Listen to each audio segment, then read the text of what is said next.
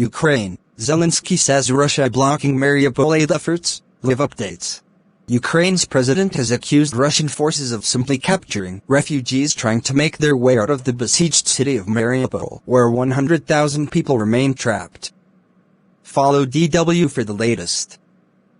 President Zelenskyy has described attempts to negotiate with Russia as very difficult. The Ukrainian president has also accused Russia of capturing refugees. Germany again rejects no-fly zone over Ukraine. Now this article was last updated at 9:22 UTC/GMT. Again rejects no-fly zone over Ukraine. German Chancellor Olaf Scholz has reiterated that Berlin will not support the no-fly zone over Ukraine or send troops to intervene in the war launched by Russia. NATO will not become a party to the war. We are in agreement on this with our European allies and the United States, he told German lawmakers. Scholz said Germany would also not impose an embargo on Russian oil, coal and gas.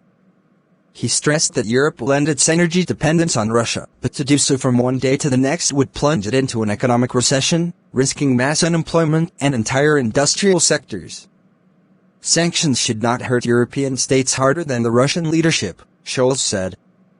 The German Chancellor also underlined that Russia's invasion of Ukraine has stalled.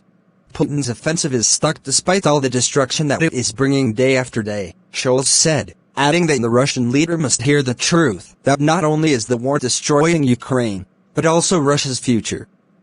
UN taking up 3 resolutions on Ukraine humanitarian crisis. The United Nations will face 3 resolutions on Wednesday on the worsening humanitarian situation in Ukraine. While the 193-member General Assembly is scheduled to start considering 2 rival resolutions on Wednesday morning, the Security Council will vote on the 3rd resolution, which is sponsored by Russia and widely slammed for not referring to its invasion of Ukraine. The 2 resolutions being taken up by the General Assembly demand humanitarian aid access and the protection of civilians, medical personnel, and aid workers in Ukraine.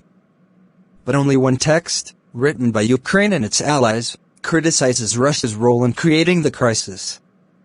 The second draft from South Africa makes no mention of Russia.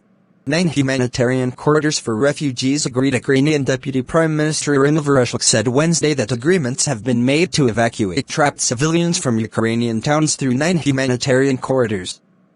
In the besieged city of Mariupol, Vereshchuk said evacuees would find transport in the city of Berdyansk, which is more than 80 kilometers, 50 miles, to the southwest. About 24 buses were also ready to be sent to the southern Ukrainian city of Zaporizhzhia, she said. Furthermore, humanitarian corridors are planned from the towns of Polohi and Holzhchpol to Zaporizhzhia. 3 routes are planned near the capital Kyiv, from Velika Demirka, neighboring Bohdanovka, and Svitylnya. People are to be brought to the capital's suburb of Brawary, while people from Borodyanka, located northwest of Kyiv, are to be evacuated to Bielotserkva, a city in the center of Ukraine.